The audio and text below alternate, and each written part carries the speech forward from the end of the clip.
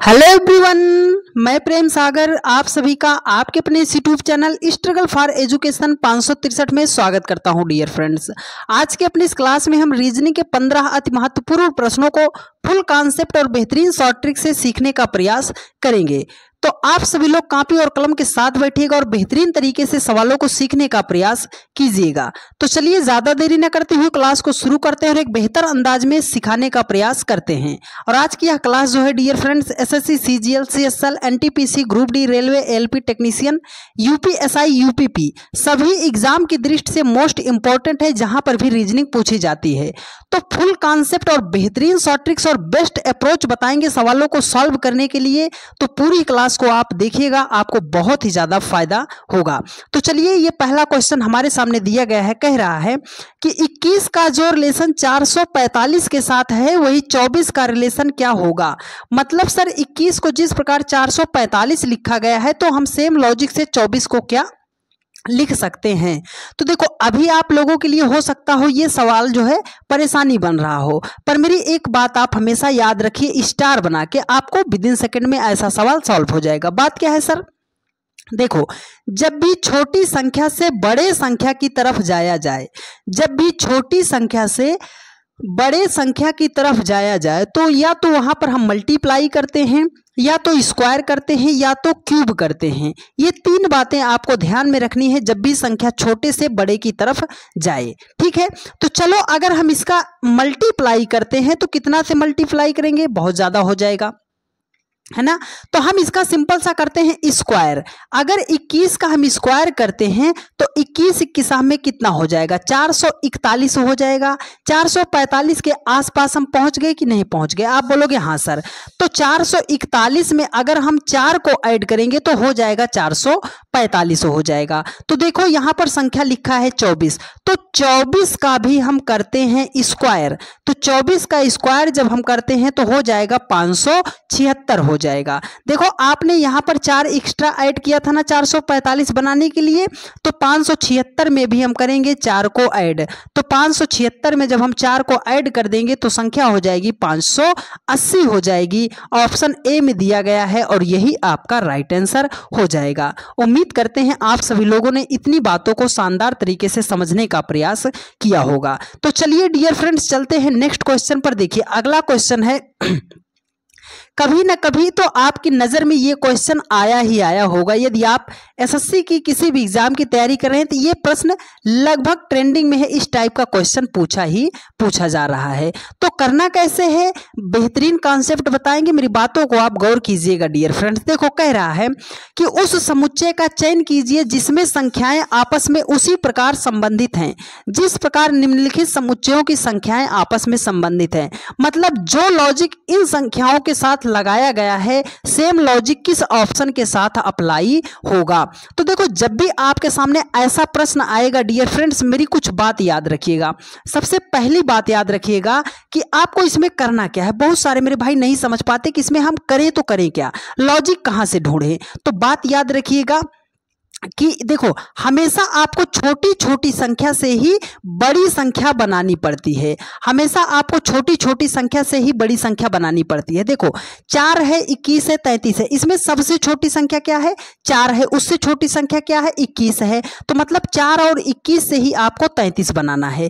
यहाँ पे आप देखो, 10 है, 111 है, 141 है। छोटी संख्या कौन कौन सी है? 10 है, 111 है। तो मतलब 10 और 11, 111 से ही आपको 144 बनाना है। तो बात यहां तक आपने समझा कि छोटी छोटी संख्या से ही बड़ी संख्या बनानी पड़ती है। अब दूसरी और जरूरी बात याद रखिएगा कि जब भी छोटी छोटी संख्या से बड़े संख्या की तरफ जाया जाए तो मल्टीप्लाई चेक करते हैं, स्क्वायर चेक करते हैं, क्यूब चेक करते हैं। ये दो बातें आप हमेशा याद रखिएगा कि जब भी सेट्स में क्वेश्चन आपके पूछे जाते हैं। ठीक है, तो चलो अब सवाल पे अप्लाई करते हैं। देखो सर, 4 और 21 से हमें 33 बनाना है। ठीक है, तो अगर 4 और 21 को हम ऐड कर दे रहे हैं तो 4 और 21 कितना हो जाएगा सर?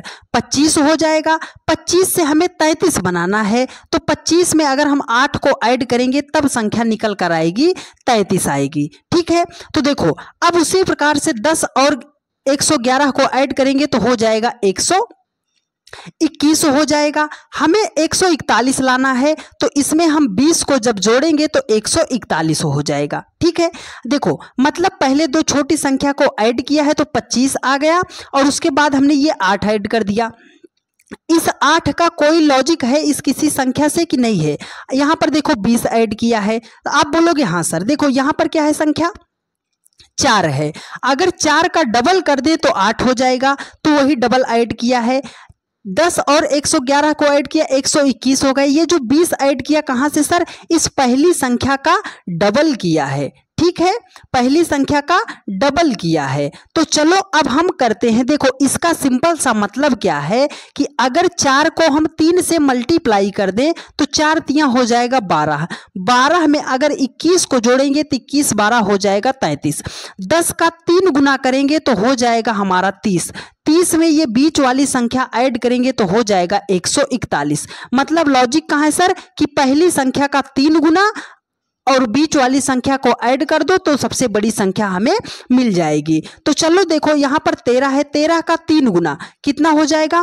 39 हो जाएगा। ये छोटी संख्या 45 है ना, तो अगर 39 में हम 45 को ऐड करेंगे तो संख्या हो जाएगी हमारा 85 हो जाएगी। कितना हो जाएगी? 85 हो जाएगी। पर यहाँ पर उसने कितना लिखा है? 97 लिखा है। तो मतलब ऑप्शन ए तो हमारा राइट आंसर नहीं होगा। अब देखो यहाँ पर 25 है, 25 का 3 गुना कितना हो जाएगा? 75 हो जाएगा। उसमें हम 53 को अगर जोड़ दे रहे हैं तो सबसे बड़ी संख्या हमें मिल जानी चाहिए। अगर हम 53 में जो है 75 को ऐड करते हैं तो संख्या हो जाएगी 128 हो जाएगी। उसने 128 ही तो लिखा है डियर फ्रेंड्स। हाँ सर, मतलब ऑप्शन बी ही आपका राइट आंसर हो जाएगा। उम्मीद करते हैं आप सभी लोगों ने इतनी बातों को ध्यान से समझने का प्रयास किया होगा। तो चलिए डियर फ्रेंड्स चलते हैं नेक्स्ट क्वेश्चन पर। देखिए अगला क्वेश्चन है, ये क्वेश्चन है लेटर एनालॉजी का। कैसे सॉल्व करना है बेहतरीन तरीका आपको बता रहे हैं। देखो कह रहा है कि उस लुप्त युग्म मतलब पांचवा अक्षर समूह छठवां अक्षर समूह का चयन कीजिए जो उसी प्रकार संबंधित हैं जिस प्रकार पहला अक्षर समूह दूसरे अक्षर समूह से संबंधित है और तीसरा अक्षर समूह चौथे अक्षर समूह से संबंधित है। इस पूरे बातों शब्दों का मतलब सिर्फ इतना है कि AMS का जो रिलेशन UOC के साथ है, PGL का जो रिलेशन NIR के साथ है, वही निम्न ऑप्शन में से किसका रिलेशन होगा। ठीक है डियर फ्रेंड्स, तो चलिए अब इसको हम सॉल्व करते हैं।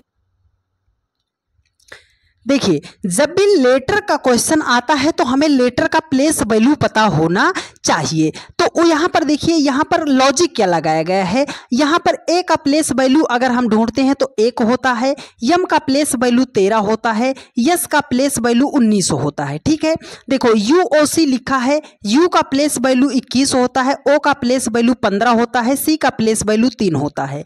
अगर अब यहाँ पर आप लॉजिक पहले सेट कर लो।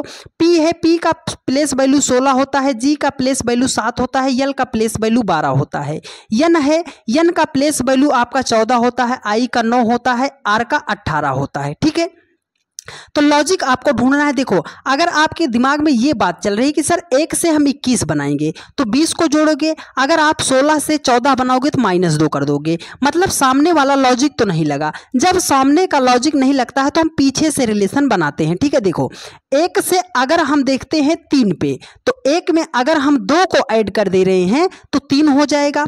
देखो 13 से अगर 15 पे जाना है तो 2 ऐड कर देंगे, 19 से अगर 21 पे जाना है तो 2 ऐड कर देंगे। मतलब हर एक संख्या में हम क्या कर रहे हैं, 2 को ऐड कर रहे हैं। ठीक है, तो 14 से 16 बनाना है, 2 ऐड करेंगे, 7 से 2 ऐड करेंगे, 9 हो जाएगा। 12 से अगर हमें 18 बनाना है, सॉरी डियर, देखो हमने कैसे कैसे ऐड किया है, ऐसे ऐड किया है ना।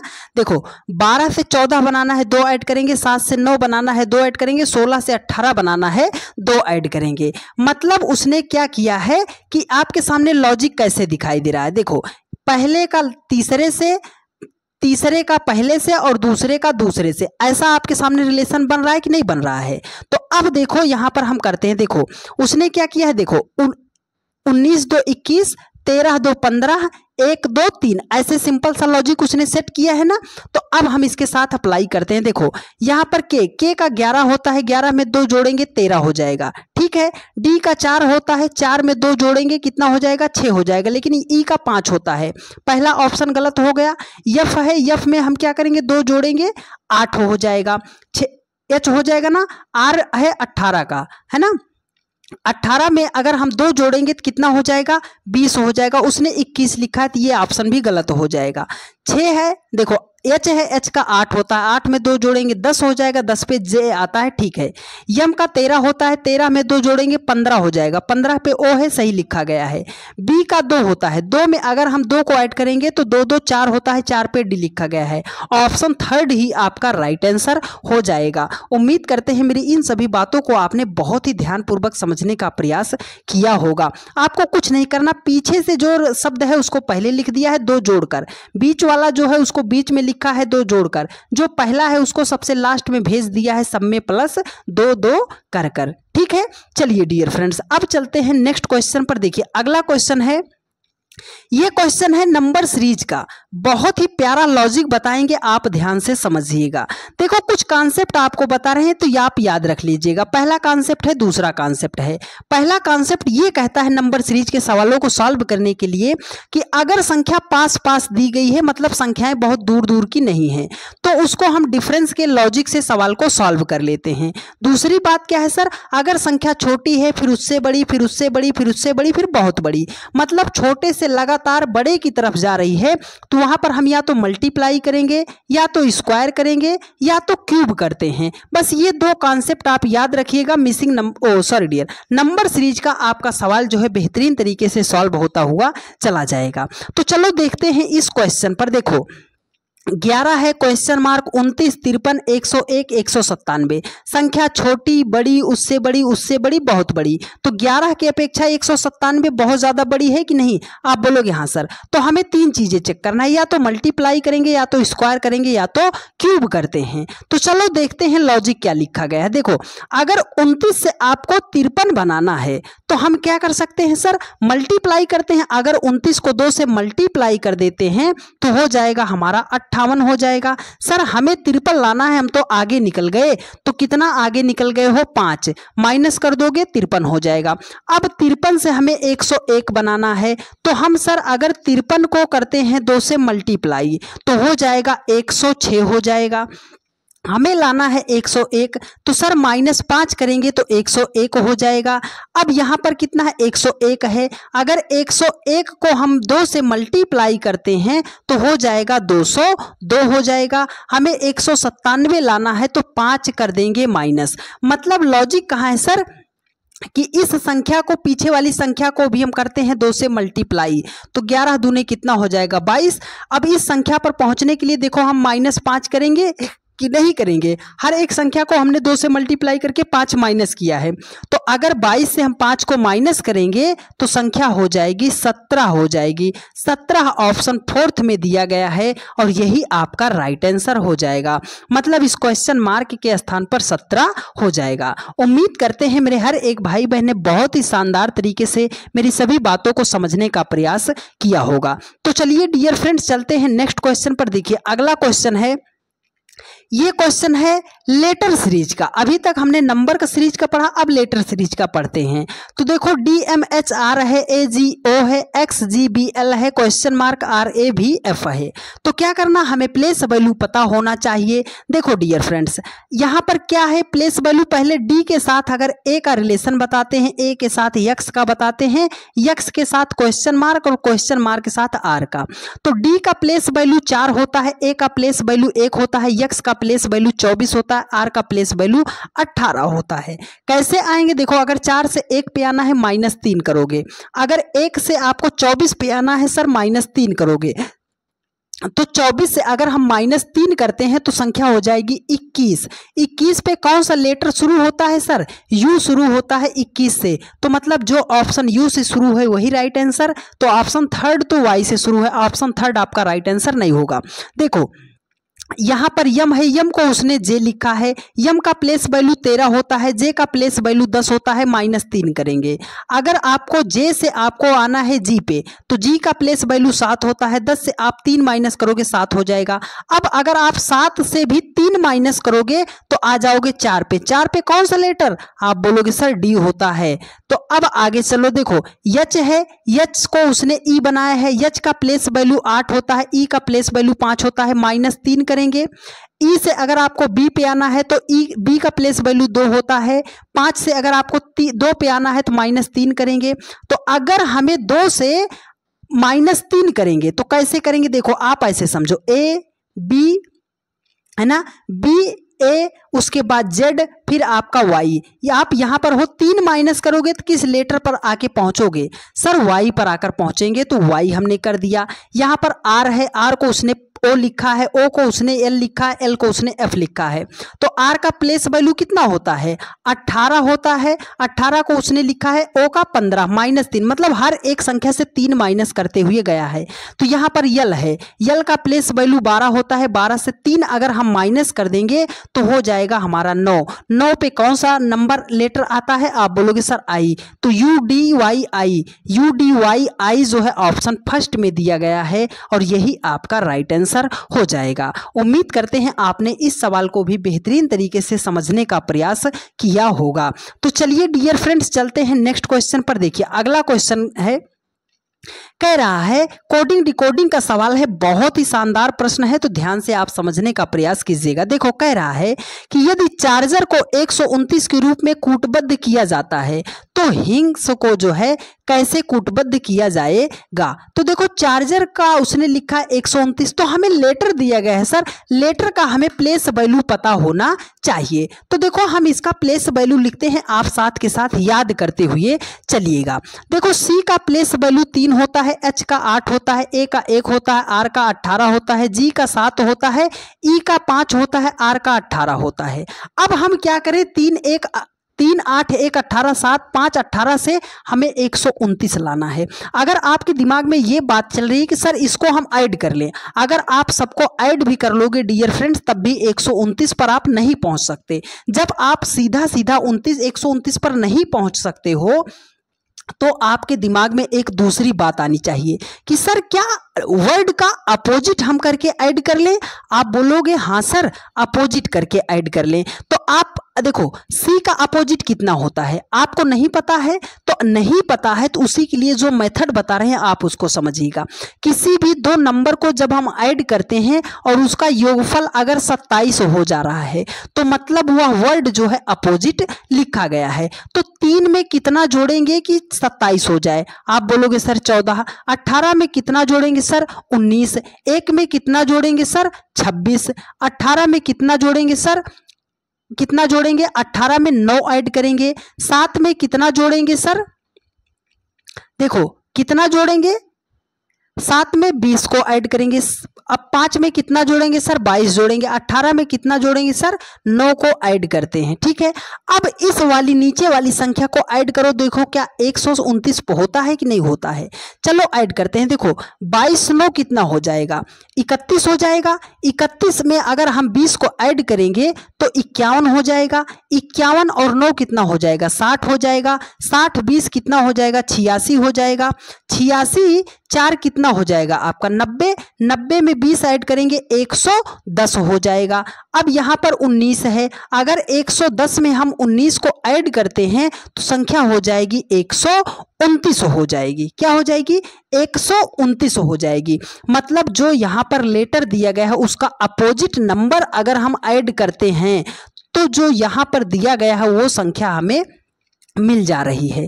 तो चलो हिंग्स के भी लेटर को लिखते हैं और उसके अपोजिट नंबर को ऐड करते हैं। तो चलो लिखते हैं। देखो H का प्लेस वैल्यू 8 होता है, I का 9 होता है, N का 14 होता है, G का 7 होता है, E का 5 होता है, S का 19 होता है। देखो 18 में 8 में आप कितना जोड़ोगे? आप बोलोगे सर 19।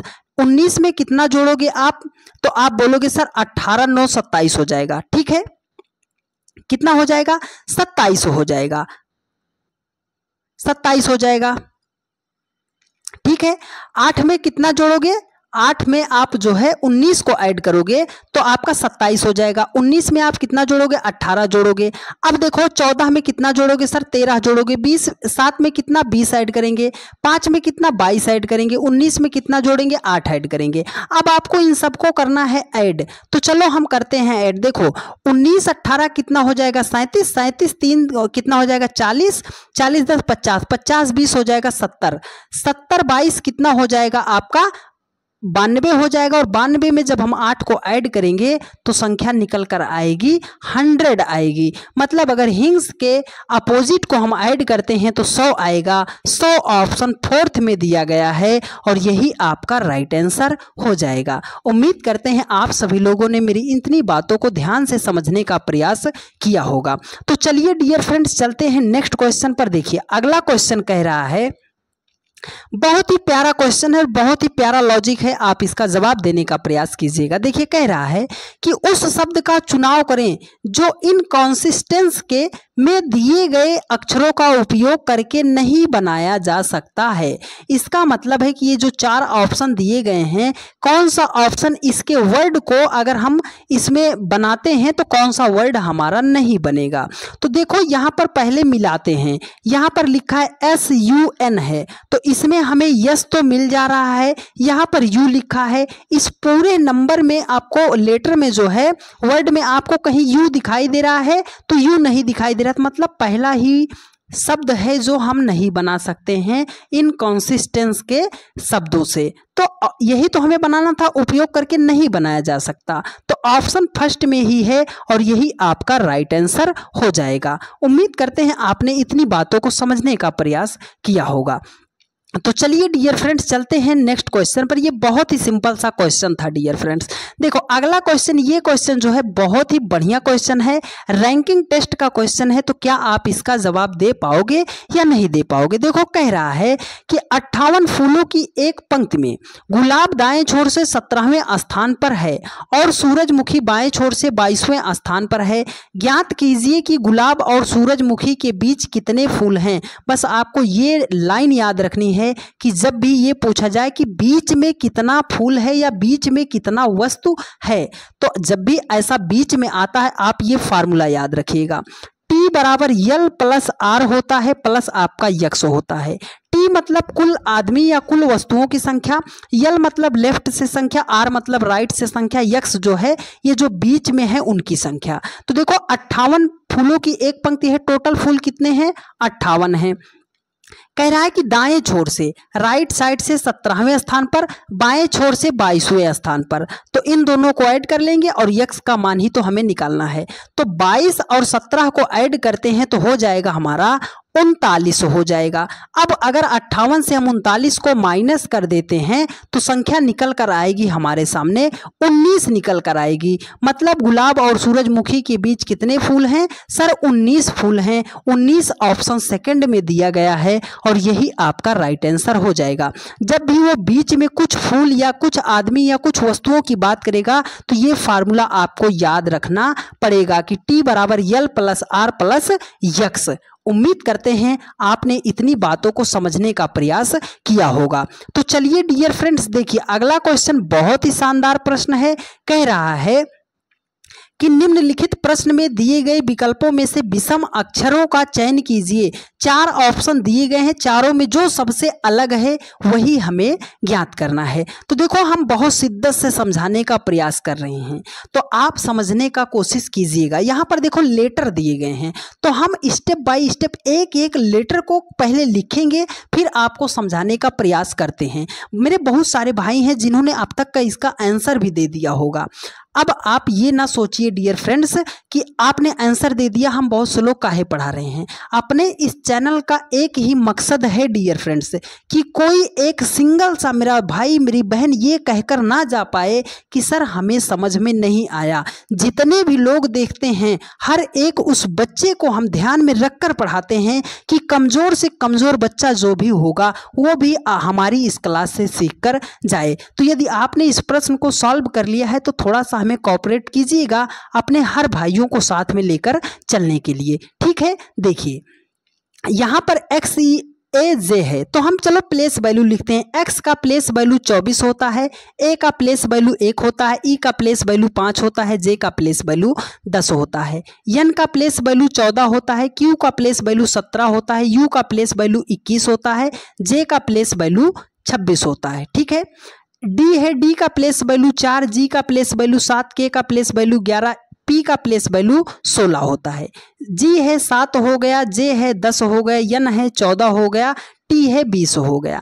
आपको इसमें करना क्या है, देखो अगर आप 24 से 1 पे आना चाहते हो तो 24 में सर अगर हम 3 को जोड़ेंगे तो 1 पे आ जाएंगे। 1 से अगर हम 5 पे जाना चाहते हैं तो सर 4 को ऐड करेंगे। 5 से अगर हम 10 पे जाना चाहते हैं तो सर 5 को जोड़ेंगे। तो 14 से 17 पे जाने के लिए 3 को जोड़ेंगे, 14 से 21 पे जाने के लिए सर 4 को जोड़ेंगे, 17 से 21 पे जाने के लिए 21 से अगर हमें 26 बनाना है तो 5 ऐड करेंगे, 4 से 7 बनाना है 3 जोड़ेंगे, 7 से 11 बनाना है 4 जोड़ेंगे, 11 से 16 बनाना है 5 को जोड़ेंगे। तो देखो 7 से 10 बनाना है तो प्लस 3 ऐड करेंगे, 10 से 14 बनाना है प्लस 4 ऐड करेंगे, 14 से 20 बनाना है प्लस 6 ऐड करेंगे। देखो इस लाइन में हमने ऐड किसको किया है, 3 4 5, इसमें 3 4 5, इसमें क्या 3 4 5, इसमें क्या ऐड किया है 3 4 6 ऐड किया है। देखो यहाँ पर ऊपर से 3 जो ऑप्शन दिए गए थे उसमें हमने 3 4 5 को ऐड किया है, लेकिन जो ये लास्ट ऑप्शन मिल रहा है हमने इसमें किसको ऐड किया है 3 4 6 को ऐड किया है। तो सबसे अलग कौन सा है सर, ऑप्शन 4 है। और यही तो क्वेश्चन पूछ रहा था कि सबसे विषम अक्षरों का चयन कीजिए। उम्मीद करते हैं आप सभी लोगों ने मेरी हर एक बातों को ध्यानपूर्वक समझने का प्रयास किया होगा। तो चलिए डियर फ्रेंड्स चलते हैं नेक्स्ट क्वेश्चन पर। देखिए ये क्वेश्चन है, इसको आप ऐसे समझ सकते हो कि सिटिंग अरेंजमेंट का है, बैठकी व्यवस्था का क्वेश्चन है ना, कि ऊपर मंजिल है नीचे मंजिल है, तो ये उसी का टॉपिक से रिलेटेड है। कैसे सॉल्व करना है, एक ही बार में सटीक निशाना आपका आंसर पे लगेगा। आज तक आप इस क्वेश्चन में भ्रमित रहते थे या आप टाइम ज़्यादा ले लेते थे या तो नहीं बना पाते थे, लेकिन आज के बाद आपका ऐसा प्रश्न कभी भी गलत नहीं होगा। लेकिन मेरी बातों को आप ध्यान से समझिएगा। देखो जब भी ये मंजिल वाला क्वेश्चन आता है, सिटिंग अरेंजमेंट का क्वेश्चन आता है, तो आपको करना क्या है, एक फिगर पर आपको काम नहीं करना है, 3 4 फिगर आपको बना लेना है। तो चलो हम बनाते हैं। देखो कह रहा है कि U V W X Y और जेड एक ही इमारत के विभिन्न मंजिलों पर रहते हैं। इमारत में सबसे निचली मंजिल की संख्या 1 है, इसके ऊपर की मंजिल संख्या 2 है और इसी तरह सबसे ऊपर मंजिल की संख्या 6 है। ठीक है, देखो यहाँ पर मंजिल है, 6 मंजिला इमारत है। तो चलो हम बनाते हैं। अगर हम इसको ऐसे बना दे रहे हैं, 1 हो गया, 2 हो गया, 3 हो गया, 4 हो गया, 5 हो गया, 6 हो गया। ठीक है, अभी हम इसको बना रहे हैं। कितनी मंजिल है, 6, 1 2 3 4 5 6। ठीक है, 1 2 3 4 5 6, 1 2 3 4 5 6 हो गया, 1 2 3 4 5 6 हो गया, 1 2 3 4 5 6 हो गया। ठीक है, देखो अब हमें क्या करना है, देखो डियर फ्रेंड्स आपको करना क्या है, अब इसको भी काउंट कर लेते हैं। 1 2 3 4 5 6 हो गया। उसने कहा है कि सबसे इमारत की सबसे निचली मंजिल की संख्या 1 है, मतलब ये पहली मंजिल, ये दूसरी मंजिल, ये तीसरी मंजिल, ये चौथी मंजिल, ये 5वीं मंजिल, ये 6ठी मंजिल। अब आपको क्या करना है, देखो कह रहा है कि जेड वाई के ठीक ऊपर वाली मंजिल पर रहता है। ये जो जेड है वाई के ठीक ऊपर, ये जो जेड है वाई के ठीक ऊपर, अगर हम यहाँ से बना रहे हैं तो वाई के ठीक ऊपर है। यहाँ पर बना लो कि जेड जो है वाई के ठीक ऊपर है, यहाँ पर बना लो आप ये जो जेड है वाई के ठीक ऊपर है ना। यहाँ पर आप बना लो कि ये जो जेड है ये वाई के ठीक ऊपर है, यहाँ पर आप बना लो कि ये जो जेड है वाई के ठीक ऊपर है। ऐसे ही तो हम सेट कर सकते हैं कि नहीं कर सकते। अब आगे चलो, कह रहा है कि यू और भी के बीच केवल एक व्यक्ति रहता है। तो अभी तो यू भी हमें नहीं पता, तो छोड़ दो, आगे बढ़ो। कह रहा है कि डब्ल्यू जेड के ठीक ऊपर और भी के ठीक नीचे रहता है। डब्ल्यू जो है जेड के ठीक ऊपर, तो इसके ऊपर मंजिल नहीं है, ये फिगर गलत हो जाएगा। डब्ल्यू जेड के ठीक ऊपर रहता है, लेकिन कह रहा है कि भी के ये डब्ल्यू ठीक नीचे रहता है, ये फिगर गलत हो जाएगा, W जो है Z के ठीक ऊपर और V के ठीक नीचे रहता है। ठीक है, हमने यहाँ तक बना दिया। अब देखो ये जो W है ये Z के ठीक ऊपर V के ठीक नीचे रहता है, ये जो W है Z के ठीक ऊपर V के ठीक नीचे रहता है। कह रहा है कि U और V के बीच केवल एक व्यक्ति रहता है। तो U अगर हम लिखना चाहें तो इसमें तो नहीं सेट कर सकते हैं सर। U और V के बीच यहाँ पर अगर हम U को लिखेंगे तो A दोनों पास पास हो जाएंगे, नहीं बनेगा, ये फिगर भी आपका गलत हो जाएगा। देखो यहाँ पर दो गैप है, तो U और V के बीच केवल एक व्यक्ति रहता है, तो यहाँ पर वही व्यक्ति बचा है। तो कौन सा व्यक्ति बचा है? X बचा है। कह रहा है कि दूसरी मंजिल पर कौन रहता है? तो पहली मंजिल नीचे से दूसरी मंजिल ये, तो दूसरी मंजिल पे कौन रहता है? Z रहता है। Z ऑप्शन फर्स्ट में दिया गया है और यही आपका राइट आंसर हो जाएगा। इतना बताने का मतलब सिर्फ एक है डियर फ्रेंड्स कि ये आपको हो सकता हो लग रहा हो कि सर इतना फिगर खींचने में हमें तो टाइम लगेगा। नहीं डियर फ्रेंड्स, यदि आपकी प्रैक्टिस हो जाती है तो महज आप 20 से 25 सेकंड में इस टाइप के सवालों को सॉल्व कर ले जाओगे। लेकिन जो तरीका बता रहे हैं आपको इसको फॉलो करना पड़ेगा। ठीक है, मुश्किल से मुश्किल सवाल आप बना ले जाओगे, कोई सा भी सवाल आपका गलत नहीं होगा। तो चलिए डियर फ्रेंड्स चलते हैं नेक्स्ट क्वेश्चन पर और उम्मीद करते हैं मेरे हर एक भाई बहन ने बहुत ही शिद्दत से इन प्रश्नों को सॉल्व करने का प्रयास किया होगा। देखो कुछ बातें हैं ब्लड रिलेशन की, बताने से पहले मेरी बात याद रखिएगा कि जब भी मेल की बात करेगा, पुरुष की बात करेगा प्लस कर देना, जब भी फीमेल की बात करेगा माइनस कर देना, कहीं विवाहित युग्म है तो ये डबल बॉन्ड से आप इसको जोड़ देना। ठीक है, अगर वो पिता की बात कर रहा है तो ऊपर जाएंगे, बेटे की बात कर रहा है तो नीचे आएंगे, माँ की बात कर रहा है तो ऊपर जाएंगे, दादा की बात कर रहा है तो एक पीढ़ी ऊपर, उसके एक पीढ़ी ऊपर जाएंगे। ठीक है, तो चलो अब बताते हैं। यहाँ पर देखो कह रहा है कि A प्लस बी का अर्थ है ए बी की पुत्री है, A माइनस बी का अर्थ है ए बी का पति है, A गुणे बी का अर्थ है ए बी की माता है, A भागे बी का अर्थ है ए बी का भाई है। कह रहा है कि यदि ये बातें दी गई हैं तो आपको ये ग्राफ आपको इसके अकॉर्डिंग बनाना है और कौन सा ऑप्शन सही है आपको बताना है। ठीक है, देखो बहुत सारे मेरे भाई गलती कहाँ करते हैं, वो ढूंढते हैं कि सर ए बी यहाँ पर दिया गया है, यहाँ पर ए बी दिया नहीं गया है, वो सवाल को स्किप मार देते हैं। आपको सवाल को स्किप नहीं मारना, आपको अक्षर को नहीं ढूंढना, आपको ये चिन्ह ढूंढना है। इस चिन्ह का मतलब क्या है, इस चिन्ह का मतलब कैसे निकालोगे? देखो यहाँ पर प्लस है ना, किन दो के बीच है? डी और ई के बीच में प्लस है। प्लस का मतलब क्या है कि ए जो है बी की पुत्री है, ए यहाँ पर पहले है, बी लास्ट में है, तो मतलब पहले वाली जो है वो दूसरे वाली की पुत्री है। तो डी जो है ई की क्या है? पुत्री है।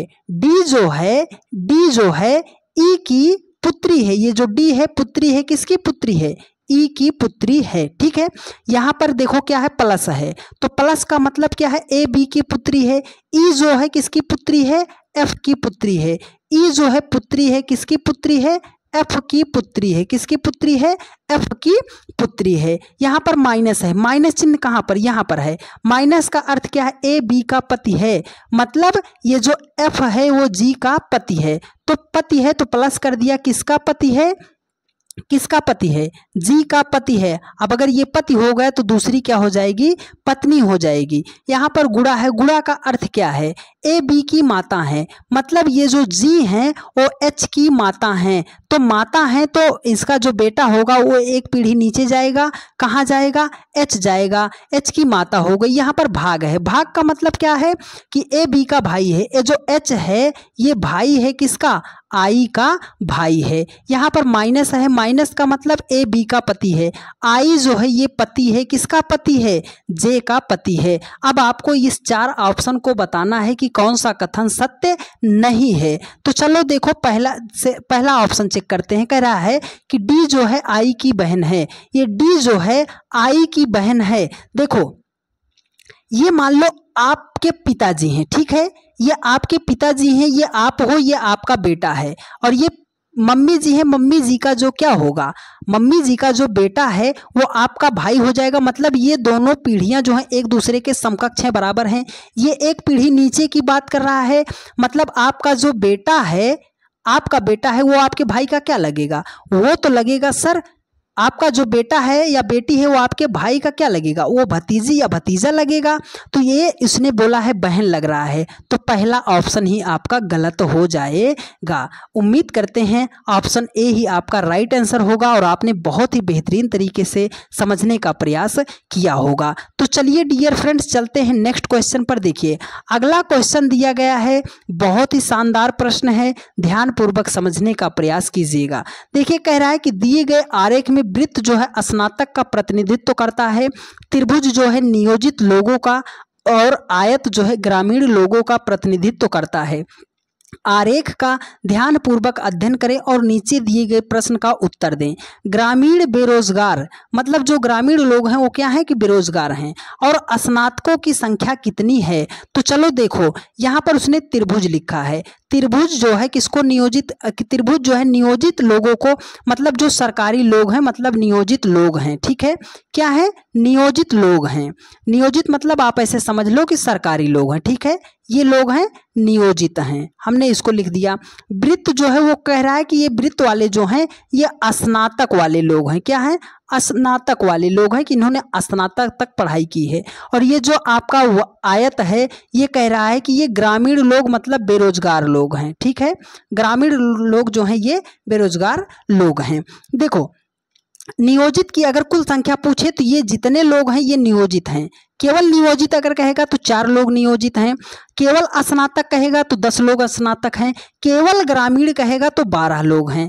ये जो 6 हैं ये किस किस में आते हैं, ये नियोजित भी होंगे ग्रामीण भी होंगे। ये जो 9 है देखो ये तीनों गोले को टच कर रहा है ना, गोले को भी, वृत्त को भी, और ये इसके त्रिभुज को भी और आयत को भी। तो ये जो 9 लोग हैं ये स्नातक भी हैं, नियोजित भी हैं, ग्रामीण भी हैं। तो हमें निकालना है ग्रामीण और ग्रामीण बेरोजगार। तो ग्रामीण वाला तो ये रेखा है और हमें स्नातक ढूंढना है। तो स्नातक का सर्कल ये और ग्रामीण का सर्कल ये, तो दोनों गोलों से कौन सा घिरा है, ये 8 आपको दिखाई दे रहा होगा कि ये स्नातक भी हैं ग्रामीण भी हैं। अगर आप 12 को लोगे तो ये 12 तो केवल ग्रामीण हो जाएंगे, तो स्नातक नहीं हो पाएंगे। अगर आप 10 को लोगे तो ये केवल स्नातक हो जाएंगे, ग्रामीण नहीं हो पाएंगे।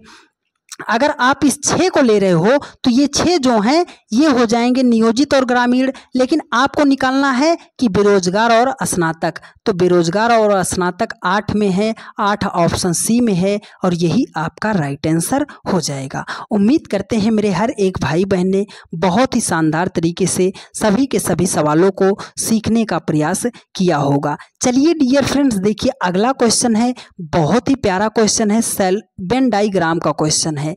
प्यारा कॉन्सेप्ट बताएंगे, मेरी बातों को आप ध्यान से समझिएगा, कभी भी आपका ऐसा प्रश्न गलत नहीं होगा, पर मेरी बातों को आप ध्यान से समझिएगा। देखो जब भी वेन डायग्राम का क्वेश्चन आता है तो मेरे बहुत सारे भाई इसको ऑप्शन से बनाने का प्रयास करते हैं, या तो वो टाइम बहुत ज़्यादा ले लेते हैं या तो वो गलत कर देते हैं। बहुत ही बेहतरीन लॉजिक बता रहे हैं, बातों को आप ध्यान से समझिएगा। देखिए कह रहा है निम्नलिखित प्रश्न में सही वेन आरेख को चुनिए, मतलब महिला कांस्टेबल है, चाचा है, माँ है, इसमें आपको ग्राफ बनाना है। तो आप ये तरीका अप्लाई करना। महिला कांस्टेबल, क्या दुनिया की जितनी भी महिला कांस्टेबल होती हैं वो सब चाचा होती हैं? आप बोलोगे सर यहाँ पर महिला है, चाचा तो हमारा पुल्लिंग है, मतलब चाचा तो अलग ही हो जाएगा। अब ये बताइए क्या दुनिया का जितना भी चाचा होता है वो माँ हो सकता है? आप बोलोगे नहीं सर, चाचा और माँ में कोई रिलेशन नहीं है, माँ जो है पुल्लिंग, माँ जो है स्त्रीलिंग है, चाचा हमारा पुल्लिंग है। तो मतलब ये चाचा तो हमारा अलग हो गया। अब बचा है आपके पास महिला कांस्टेबल और माँ। आप ये बताइए क्या दुनिया की जितनी भी माँ होती हैं वो सब महिला कांस्टेबल होती हैं, मतलब पुलिस में हो जाती हैं? आप बोलोगे नहीं सर, आप अपनी माँ को ले लो, तो कुछ की माँ महिला कांस्टेबल होंगी, कुछ की माँ नहीं होगी। मतलब दुनिया की सारी माँ, जितनी भी माएँ हैं वो सब महिला कांस्टेबल नहीं हो सकती, लेकिन कुछ माँ जो होती हैं महिला कांस्टेबल होती हैं।